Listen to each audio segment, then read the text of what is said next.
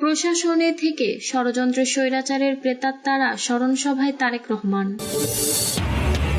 জাতীয় বিপ্লব ও সংহতি দিবস পালনের আহ্বান জামায়াতে আমিরের। চট্টগ্রামে যৌথ বাহিনীর উপর হামলা, গ্রেপ্তার ৮০। সময় নেন তবে ফখরুদ্দিন মঈনুদ্দিনের মতো যেন না হয় ফারুক। হাসিনার মতো ৭১ সালে শেখ মুজিবও পালিয়েছিলেন, মির্জা ফখরুল। রাস্তায় দোকানপাট বসতে দেয়া হবে না, স্বরাষ্ট্র উপদেষ্টা।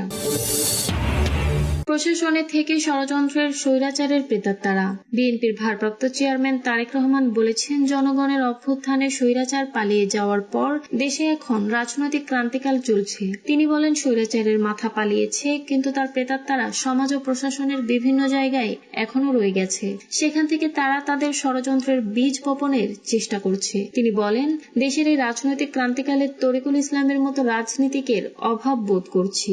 তার মতে, রাজনীতিক বেঁচে থাকলে আমরা আরো গুরুত্বপূর্ণ পরামর্শ পেতে পারতাম, যা দেশ ও দলের জন্য ভালো কিছু বয়ে আনতে পারত। বিএনপির স্থায়ী কমিটির সদস্য ও সাবেক মন্ত্রী তরিকুল ইসলামের ৬ষ্ঠ মৃত্যু বার্ষিকী উপলক্ষে গতকাল বিকেলে যশোর টাউন হল মাঠে আয়োজিত স্মরণ সভায় প্রধান অতিথির ভার্চুয়ালি বক্তৃতায় তিনি এসব কথা বলেন। যশোর জেলার প্রতিটি উপজেলা থেকে আসা বিএনপির হাজার হাজার নেতাকর্মীর ভিড়ে স্মরণ সভা বিশাল সমাবেশে পরিণত হয়। স্মরণ সভা শুরুর নির্ধারিত সময় বেলা ৩টার আগে টাউন হল মাঠ জনসমুদ্রে পরিণত হয়। এক পর্যায়ে মানুষের ঢল জনসভাস্থল পেরিয়ে আশপাশের রাস্তাঘাটগুলোতেও ছড়িয়ে পড়ে। জাতীয় বিপ্লব ও সংহতি দিবস পালনের আহ্বান জামায়াতে আমিরের। ৭ নভেম্বর যথাযোগ্য মর্যাদায় জাতীয় বিপ্লব ও সংহতি দিবস পালনের আহ্বান জানিয়েছেন জামায়াতে ইসলামীর আমির ডক্টর শফিকুর রহমান। বুধবার এক বিবৃতিতে এই আহ্বান জানিয়েছেন জামায়াতে ইসলামীর আমির ডক্টর শফিকুর রহমান। বিবৃতিতে জামায়াতে ইসলামীর আমির বলেন, ৭ নভেম্বর জাতীয় বিপ্লব ও সংহতি দিবস বাংলাদেশের ইতিহাসে এই দিনটি অত্যন্ত তাৎপর্যপূর্ণ। দেশের স্বাধীনতা, সার্বভৌমত্ব রক্ষা এবং দেশের বিরুদ্ধে সকল ষড়যন্ত্র ও চক্রান্ত মোকাবেলায় ১৯৭৫ সালে ৭ নভেম্বর সকল মুক্তিকামী জনতা রাজপথে নেমেছিল। ১৯৭৫ সালের ৩ November major J Khaled Mosharraf পাল্টা সামরিক অভ্যুত্থান ঘটিয়ে আওয়ামী লীগকে ক্ষমতায় ফিরিয়ে আনার ষড়যন্ত্র করেছিল।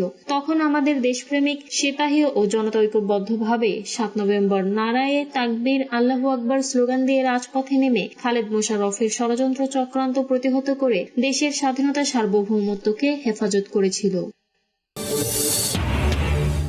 চট্টগ্রামে যৌথ বাহিনীর উপর হামলা, গ্রেপ্তার ৮০। গতকাল চট্টগ্রাম নগরীতে আইনশৃঙ্খলা বাহিনীর উপর হামলার ঘটনা ঘটেছে। এ সময় তাদের উপর অ্যাসিড নিক্ষেপও করা হয়েছে। হামলায় যৌথ বাহিনীর অন্তত ১০ জন সদস্য আহত হয়েছে। চট্টগ্রাম নগরীর কোতোয়ালি থানার হাজারী গলি এলাকায় গতকাল মঙ্গলবার রাতে ঘটনা ঘটে। হাজারী গলির কয়েকজন দোকান মালিক নাম প্রকাশ না করার শর্তে বলেন, ইস্কান নিয়ে ঢাকার এক সাংবাদিক সম্প্রতি নেতিবাচক মন্তব্য করেন। সেই মন্তব্যের একটি ফটোকার্ড ফেসবুকে শেয়ার করেন হাজারীগুলির এক ব্যবসায়ী। ওই পোস্টকে কেন্দ্র করে গতকাল সন্ধ্যার দিকে স্থানীয় একদল সনাতন ধর্মাবলম্বী ওই ব্যবসায়ীর দোকান ভাঙচুর করেন। একই সঙ্গে পোস্টকারী যুবককে তারা অবরুদ্ধ করে রাখেন। স্থানীয় ও আইন শৃঙ্খলা রক্ষাকারী বাহিনীর সূত্র বলছে, পরিস্থিতি নিয়ন্ত্রণে যৌথ বাহিনী এগিয়ে গেলে তাদের উপরও হামলা হয়। পরে কোতোয়ালি ও পাঁচলাইশ থানা পুলিশের পাশাপাশি সেনাবাহিনীর ঘটনাস্থলে অবস্থান নেয়। পরে যৌথ বাহিনী অভিযান চালিয়ে ৮০ জনকে আটক করেন। সময় নেন তবে ফখরুদ্দিন মঈনুদ্দিনের মতো যেন না হয় ফারুক।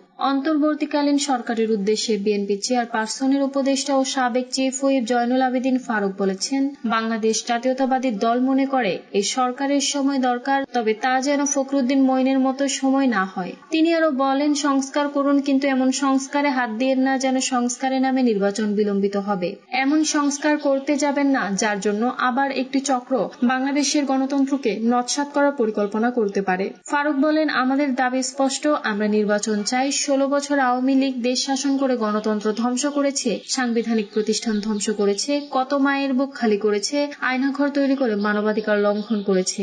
অন্তর্বর্তীকালীন সরকারের কাছে প্রশ্ন রেখে তিনি বলেন, শেখ হাসিনার দোসররা মন্ত্রণালয় সহ নানা জায়গায় এখনো কাজ করছে, তারা কিভাবে এখনো একই জায়গায় থাকে। সাবেক চিফ হুইপ বলেন, বাংলাদেশে আওয়ামী লীগ আবার অন্তর্বর্তীকালীন সরকারকে অস্থিতিশীল করার চেষ্টা করছে।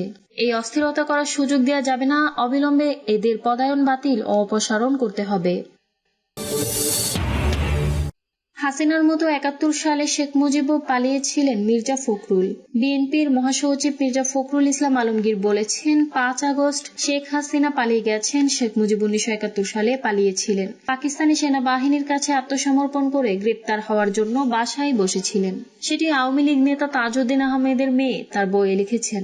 বিপদ শেষ হয়নি, নতুন করে বিপদ আসার আশঙ্কা তৈরি হয়েছে, এমন ইঙ্গিত দিয়ে তিনি আরো বলেন, বিএনপির উপর সবসময় আঘাত এসেছে, আমাদের সজাগ থাকতে হবে। বহু চেষ্টা করেও কেউ বিএনপিকে ভাঙতে পারেনি। মঙ্গলবার বিপ্লব ও সংহতি দিবস উপলক্ষে এক আলোচনার সভায় প্রধান অতিথির বক্তব্যে এসব কথা বলেন মির্জা ফখরুল।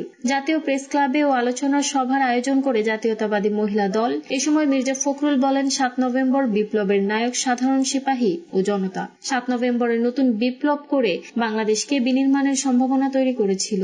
সেদিন শহীদ রাষ্ট্রপতি জিয়াউর রহমান সামনে না এলে বাংলাদেশ কি হতো এ কথা বলা যায় না, হয়তো এদেশ ব্যর্থ রাষ্ট্রে পরিণত হতো। তিনি নেতৃত্ব দিয়ে জাতিকে ঐক্যবদ্ধ করেছিলেন।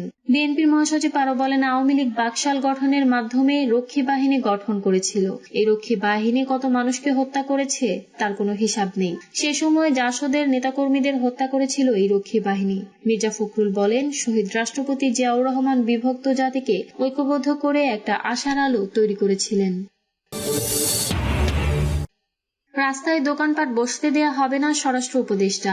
রাস্তায় দোকানপাট বসতে দেয়া হবে না জানিয়ে স্বরাষ্ট্র উপদেষ্টা অবসরপ্রাপ্ত লেফটেন্যান্ট জেনারেল মোহাম্মদ জাহাঙ্গীর আলম বলেন, তবে ফুটপাতে দোকানপাট স্থাপনের বিষয়ে কোনো সিদ্ধান্ত হয়নি। তিনি বলেন, ঢাকার আইন শৃঙ্খলা পরিস্থিতির আগের চেয়ে অনেক উন্নত হয়েছে, আর উন্নত করতে নানা পদক্ষেপ নেওয়া হবে বলে জানিয়েছেন স্বরাষ্ট্র উপদেষ্টা অবসরপ্রাপ্ত লেফটেন্যান্ট জেনারেল মোহাম্মদ জাহাঙ্গীর আলম। বুধবার বেলা 11:15টার দিকে ঢাকা মেট্রোপলিটন এলাকার আইন শৃঙ্খলা পরিস্থিতি নিয়ে বিশেষ সভা শেষে প্রেস ব্রিফিং এ স্বরাষ্ট্র উপদেষ্টা এই কথা জানান। রাস্তায় দোকানপাট বসতে দেওয়া হবে না জানিয়ে জাহাঙ্গীর আলম বলেন, তবে ফুটপাতে দোকানপাট স্থাপনের বিষয়ে কোনো সিদ্ধান্ত হয়নি। যত প্রভাবশালী হোক, চাঁদাবাজি নিয়ন্ত্রণের হুঁশিয়ারি দিয়ে উপদেষ্টা বলেন, চাঁদাবাজি আগের তুলনায় বেড়ে গেছে, তবে কোনোভাবেই চাঁদাবাজি করতে দেয়া হবে না। মোহাম্মদপুর এলাকায় সম্প্রতি যেভাবে আইন শৃঙ্খলা নিয়ন্ত্রণে আনা হয়েছে, সেই মডেলে ঢাকার বিভিন্ন স্থানে এমন পরিস্থিতি থেকে উন্নত করা হবে।